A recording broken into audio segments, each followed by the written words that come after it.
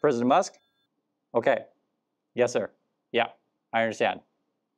Guys, that was President Musk. He just ordered 1,000% tariff on everywhere. Oh, what? 1 second. Yes, sir. President Trump. Okay, I'll let him know. That wasn't President Trump. It's now 15,000% tariffs on everyone in the world. Let's talk about it. So the Trump people are saying that countries are going to line out the door and beg Donald Trump.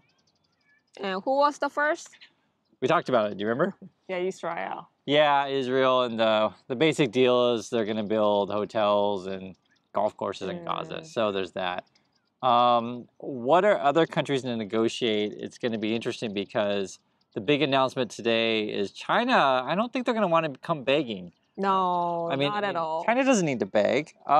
This is actually the headlines in that. It says China says it will fight to the end after Trump threatens 50% additional tariffs.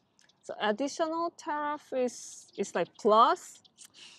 I'm not sure, honestly. I honestly don't know. So if it's plus, it's gonna be like 104%, yeah. more than double. So, and I'd be curious your guys' thoughts on that. Like when Trump says 50% additional tariffs, is that times or plus? Plus, yeah. None of their math makes sense as it is, but yeah, more than double. That's kind of crazy. This was the quote from China. It says, "The U.S. threat to escalate tariffs on China is a mistake on top of a mistake."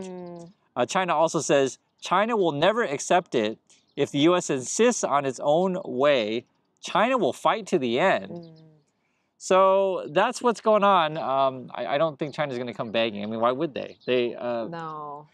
The way Trump and a lot of the Americans talk on the Trump side or the MAGA side is they act like, you know, it's an honor to meet with them and it's an honor to do business with the USA and like they act like they're the only country in the world. Yeah, but the funny thing is, really you know, Trump used to like kind of admire the president, you know, Xi and Kim Jong-un. Right. Now it's kind of enemy. Well, the word we would say is frenemy. is kind of how Donald Trump treats people. But yeah. In the past, Trump always admires like other countries' militaries, especially like Russia, North Korea, or China. So U.S.-China relations are, the word we've been saying lately is to decouple. So they were a couple before, I guess we're not a couple, we're not anymore. It's like breaking up. We also want to mention something too, because we're in here in Korea, what's going on with Korea. And I don't think the Trump people really thought these things through, right? So remember, Elon Musk bought the government. And so what does Elon want, basically? Money.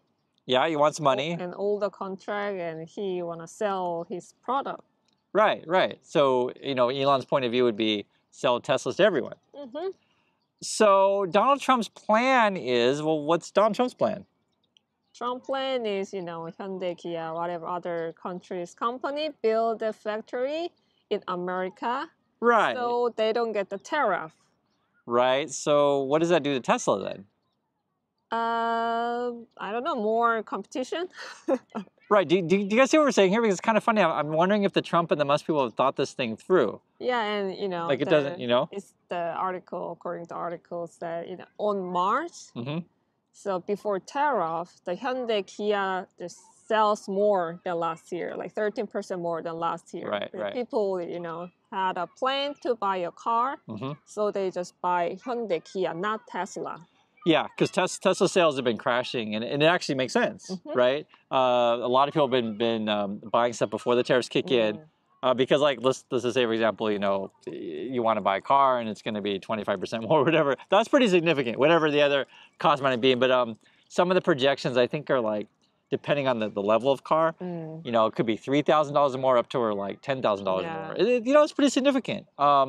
But it was funny. I don't know why no one's ever brought this up before. I guess because it's so hard to keep up with these things. But I honestly want you guys to think that through. Trump is, you know, asking other countries to come build factories. So, like for example, let's say, are they going to ask Samsung to come build, you know, Samsung? Semiconductor. Well, semiconductors, but I say, and then phones. So, like suddenly, like, does Apple want a bunch of Samsungs built in America? And more competition. And you know, who said that? Who's mentioned in Little Tiny Spirit? Yeah, that was Letnick. What's his job? I think he's just the commerce secretary. Well, his job is really be the clown and be the court jester and like hyper it up. But yeah, what was he saying? So he said, he's gonna bring the screw, like the tiny screw, those kind of job bring into USA. Yeah. So they expect you to work for those kind of job, right? I feel like they don't think any of this stuff through, because this is the question I always pose to people, and it's an interesting question: is are Americans willing to work those kind of jobs, right? Are we willing to go back and make clothes, make phones? Even if you do that, your like salary, your payment is a lot higher than like Vietnamese, a lot like higher. Cambodian. Yeah. So it can, it add up the cost a lot. So final product can be 5 times more, 10 times more. Oh, it'll be a lot more. It'll be a lot more for sure. Because I mean, already with tariffs alone, right? I think you're looking at an extra $200 to $300 on your iPhones, like $1,000 iPhone, extra couple $100 on that thing. And I talk about extra money with cars. If you start building stuff in USA, well, okay. One is you can't just start today. It's just not going to happen, because you have to build the factory. You're going to have to train the workforce. You have to build all the infrastructure, the sourcing, right? So we're going to get all said materials, and then China said, I think it was yesterday. It's hard to keep track because it's like something every day, but they're saying that they're like not going to give USA some of the rare, I think the rare materials, because here's the thing with trade. So Trump, they're always complaining of the trade deficit, right? The idea that USA maybe is buying, more stuff from one country than they are buying from us, but it all depends on the category, and some things you just don't have, right? So like, that's why we do trade. Yeah. Because I have something you need, you have something we need, and literally we trade. That's the point. Win-win, right? Yeah. I mean, like, if well, actually, the other thing too, which goes back to it, like, even within the USA, we trade. Not every state has everything, right? So Florida has oranges, you guys know this. Washington State has apples, and Washington actually sends it all around the world, the Washington State apples. California, Newsom announced recently, he wants to try to negotiate separately from Trump and just like do a California with other countries thing.